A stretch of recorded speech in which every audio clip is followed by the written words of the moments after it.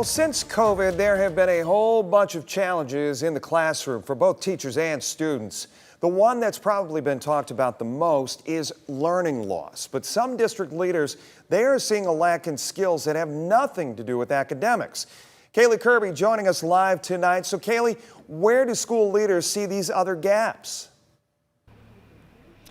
Yeah, Jeff, leaders at Washington local schools tell me their kids are not only behind academically because of the pandemic, but it affected them socially and emotionally. The superintendent here at Washington local says kids are struggling in skills like connecting with people, being empathetic, and problem solving. But tonight, they're working to change that.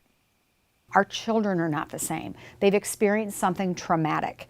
And whether or not we stop to realize that or we just push through and try to gut it out, these little guys, little girls, they need some help navigating this. Washington local school superintendent Dr. Kadee Anstadt says since coming back after the pandemic, they noticed kids were missing important social and emotional skills. And statistics back it up.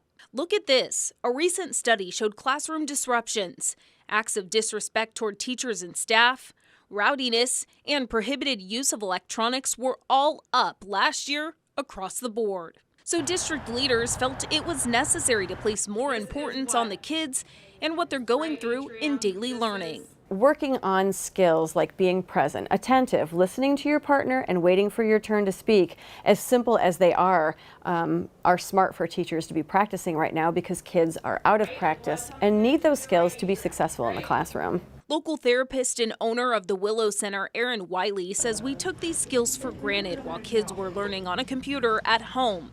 To help, Washington Local is using federal grant money from COVID to get its employees trained in trauma-informed care.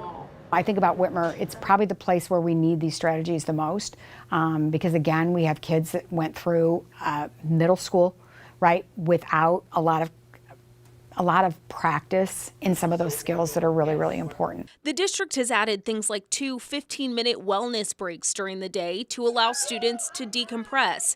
They've also placed more focus on giving students opportunities to collaborate without the pressure of thinking about classwork. Wiley says just like muscles, these social and emotional skills need exercise or we lose them. But she says one of the major problems here is that kids don't think things have changed. They don't recognize how rusty their skills are at working with people and how much they may have or continue to struggle emotionally because they don't have people and groups consistently in their lives. Now, over the next 5 years, the district is working to get all of its employees certified in this type of training. Now, last year they had 1 school within the district certified. This year they're doing 2 schools. Those 2 schools are Monac and Hiawatha Elementaries. Reporting live in West Toledo, Kaylee Kirby, WTOL 11.